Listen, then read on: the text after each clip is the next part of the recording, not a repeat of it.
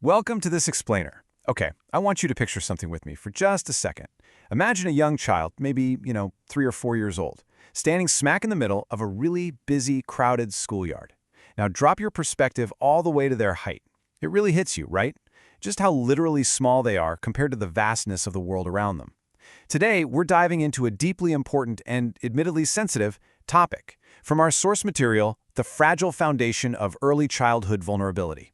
So, why exactly are children aged 3 to 5 considered the absolutely most vulnerable group in our society? I know, it's a heavy question to throw out right at the start, but it's grounded in a pretty stark reality. Think about it, physically and psychologically. At 3 years old, a child is nowhere near big enough or strong enough to physically defend themselves. But here's the thing we often miss. They are entirely 100% capable of feeling deep, overwhelming fear. They experience the full sensory weight of the world, but they just don't have the armor to shield themselves from it yet. Section 1. The Developing Brain, an Internal Clash. Okay, let's dive into this. To truly grasp the depth of this vulnerability, we have to look at the actual biology of a kindergartner's developing mind. It's essentially a tale of two brains. First, you've got the emotional brain.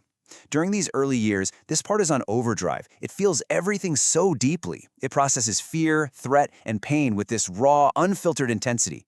But then you have the logical brain, and this part is lagging significantly behind. It explains poorly because, frankly, the cognitive pathways needed to articulate complex events just aren't fully built yet.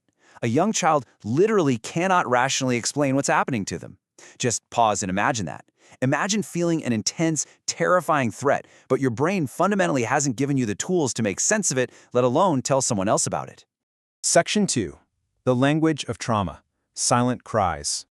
So that internal biological clash we just looked at, feeling deeply but explaining poorly, it forces a vulnerable child to interact with the world in ways that adults constantly misunderstand. Think about the stark contrast here. If an adult is hurt, the response is usually pretty clear, right? They vocalize it. They say, hey, I've been harmed or I need help.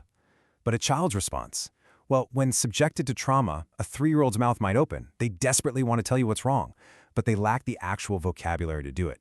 It's this terrifying inability to advocate for themselves. They're trapped behind this wall of silence, completely isolated by their own biology. And because they don't have those words, children are forced to use different signals. These are specific behavioral cues we absolutely have to watch out for. We're talking about waking up crying in the middle of the night, a sudden, intense, almost irrational fear of going to school, clinging incredibly tightly to a parent, or maybe the most chilling one of all, an unnatural, heavy silence. We as adults so often dismiss these things, right? We brush it off and say, oh, they're just acting out, or it's just a phase.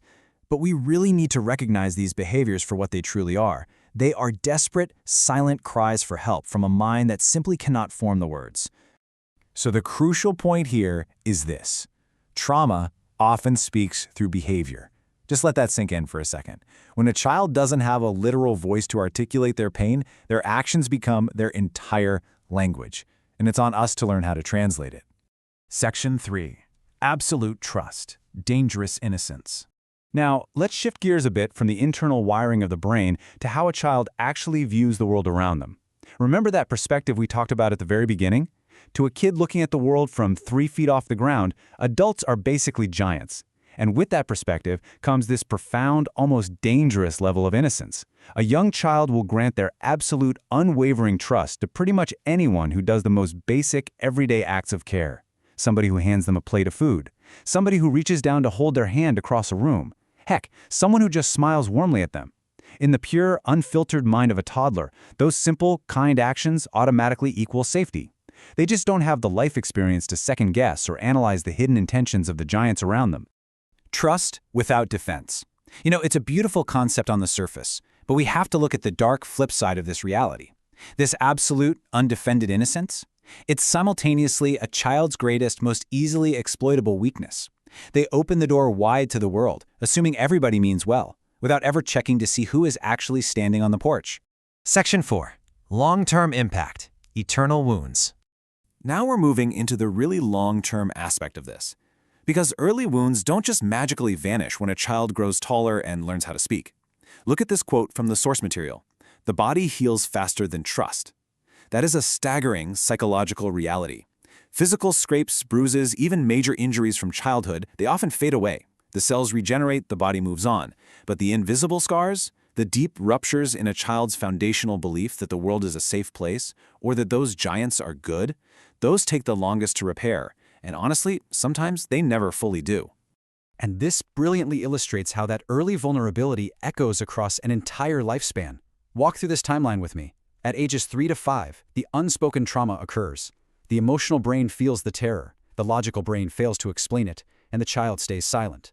Then, years later, fast forward to adolescence to early adulthood, this manifests as severe unexplained anxiety and a profound loss of trust in people.